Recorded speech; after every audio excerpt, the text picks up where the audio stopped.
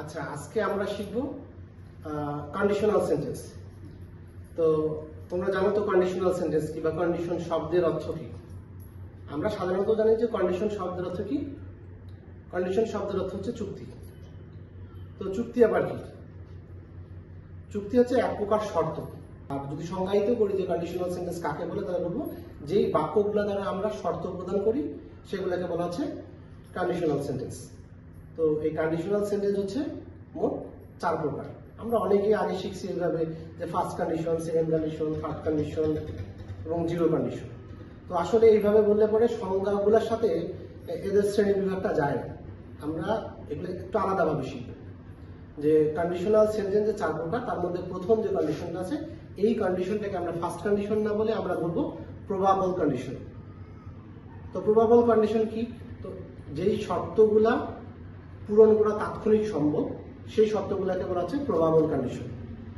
এমন শর্ত যে শর্তটা দেওয়া হলে পরে যখন দেওয়া হবে তখনই পূরণ করা সম্ভব, এই ধরনের শর্তগুলোকে বলা হচ্ছে প্রবাবল কন্ডিশন, যেটাকে আমরা ফার্স্ট কন্ডিশন বলতাম। একটা উদাহরণ বলি যে এরকম যে তুমি যদি আমার বাসায় আসো তাহলে আমিও তোমার বাসায় যাব। এটা তাৎক্ষণিক পূরণ করা সম্ভব কিনা? যদি এটা তাৎক্ষণিক পূরণ করা সম্ভব হয় তাহলে এই ধরনের কন্ডিশনগুলোকে আমরা বলবো প্রবাবল কন্ডিশন। এই কন্ডিশনটা লেখা একটা নিয়ম আছে। আবার কন্ডিশনাল সেন্টেন্সগুলো মূলত শুরু হয় ইফ দ্বারা, এবং ইফের পরে প্রথম যে অংশটা থাকবে সেটা হবে প্রেজেন্ট ইনডিফিনিট টেন্সে, এবং পরবর্তী যে অংশটা থাকবে সেটা হবে ফিউচার ইনডিফিনিট টেন্স। আমরা একটা উদাহরণ বলি, এবার পুরো বাক্য যদি বলি, if you come to my house then I will go to your house. এটা গেল আমাদের প্রবাবল কন্ডিশনের উদাহরণ। দ্বিতীয়ত আসছে আমরা যেটাকে সেকেন্ড কন্ডিশন বলতাম, সেটাকে আমরা বলবো ইমপ্রবাবল কন্ডিশন। ইমপ্রবাবল কন্ডিশন কিরকম?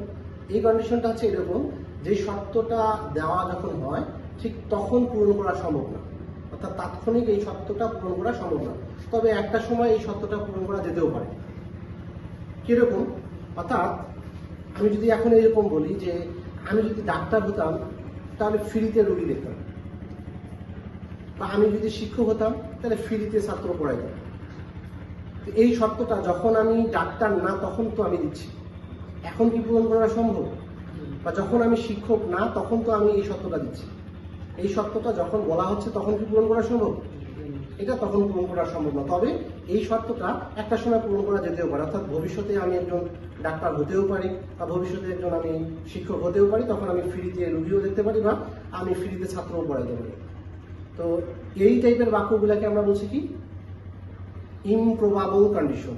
এইটারও লেখার একটা নিয়ম আছে। এটা লেখার নিয়ম হচ্ছে কি, যে এর প্রথম অংশটা আমরা লিখবো পাস্ট ইনডিফিনিট টেন্স, অর্থাৎ ইফ যুক্ত বাক্যের প্রথম অংশ হবে পাস্ট ইনডিফিনিট টেন্স, এবং পরবর্তী যে অংশটা থাকবে সেই অংশটাতে আমরা সাবজেক্টের পর সাহায্যকারী ভার্ব হিসাবে উড, কুড, শুড, মাইট এগুলোর পরে মূল ভার্বের বেস ফর্ম করে দেব।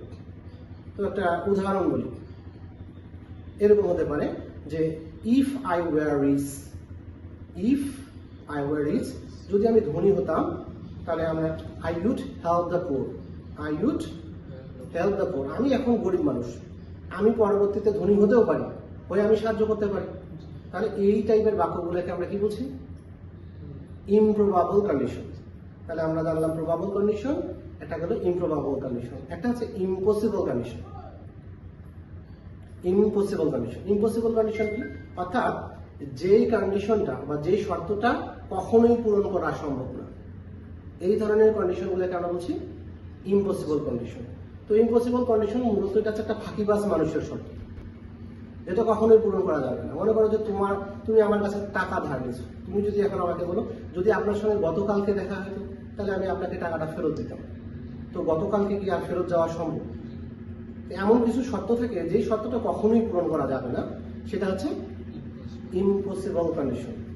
ইম্পসিবল কন্ডিশনও তো লেখার একটা নিয়ম আছে। আচ্ছা, ইম্পসিবল কন্ডিশনটা আমরা লিখবো কিভাবে?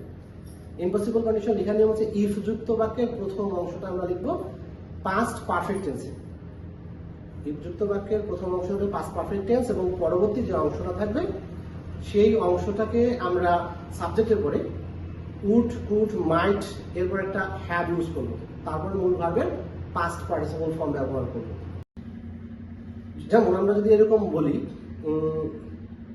if I had given HSC exam in 2020, আমরা যদি 2020 সালে HSC এক্সামিনেশন দিতাম বা পরীক্ষা দিতাম, তাহলে I would have passed, তাহলে আমি পাস করতাম। মানে আমি অনেকবার পরীক্ষা দিতে দিতে ফেল হয়ে যাচ্ছি বর্তমানে। এখন বলছি যে 2022 সালে যদি আমি পরীক্ষা দিতাম তাহলে আমি পাস করতাম। কেন? 2020 সালে অটো পাস হয়েছেন। এখন কি আর আমার 2020 সালে ফেরত যাওয়া সম্ভব? তাহলে 2020 সালে এখন ফেরত যাওয়াও সম্ভব না, আর আমার অটো পাসও সম্ভব না। তাহলে এই ধরনের যখন শর্তগুলো প্রদান করা হচ্ছে তখন এগুলাকে কি বলা হচ্ছে? এগুলাকে বলছি আমরা ইম্পসিবল কন্ডিশন। আর একটা কন্ডিশন আছে যেটাকে আমরা জিরো কন্ডিশন বলছি, এটাকে আমরা বলবো প্যারালাল কন্ডিশন। প্যারালাল কন্ডিশনটা কেমন হবে? যে কিছু শর্ত থাকে, যেই শর্তগুলো দ্বারা কোনো সত্য প্রকাশ পাবে, অর্থাৎ শর্ত দ্বারা ট্রুথ প্রকাশ পাবে। কিছু শর্ত আছে, যেমন আমরা যদি বরফকে তাপ দিই, বরফ গলবে না গলে? গলে। এটা সত্য কথা, এটা সায়েন্টিফিক ট্রুথ। যদি সকাল হয়, সূর্য উঠবে না সূর্য উঠে? সূর্য উঠে। দুটাই তো সত্য কথা। এটা এই টাইপের বাক্য যেগুলা দ্বারা কোনো শর্ত প্রকাশ পাবে, সেই বাক্যগুলোকে আমরা এটাকে বলবো আমরা প্যারালাল কন্ডিশন। এই টাইপের বাক্য, যে বাক্যগুলো দ্বারা কোনো সত্য প্রকাশ পায়, সেই বাক্যগুলো আছে প্যারালাল কন্ডিশন। আমরা উদাহরণস্বরূপ বলবো। আর এটা লেখার নিয়ম হচ্ছে কি, ইফ যুক্ত বাক্যের প্রথম অংশটা প্রেজেন্ট ইনডিফিনিট টেন্স, পরবর্তী অংশটা হচ্ছে প্রেজেন্ট ইনডিফিনিট টেন্স। আমরা উদাহরণ বলি। উদাহরণটা হচ্ছে এরকম যে ইফ উই হিট ওয়াটার, আমরা যদি পানিকে তাপ দিই, ইট বয়েলস, এটা বাষ্পে পরিণত হয়, ইট বয়েলস।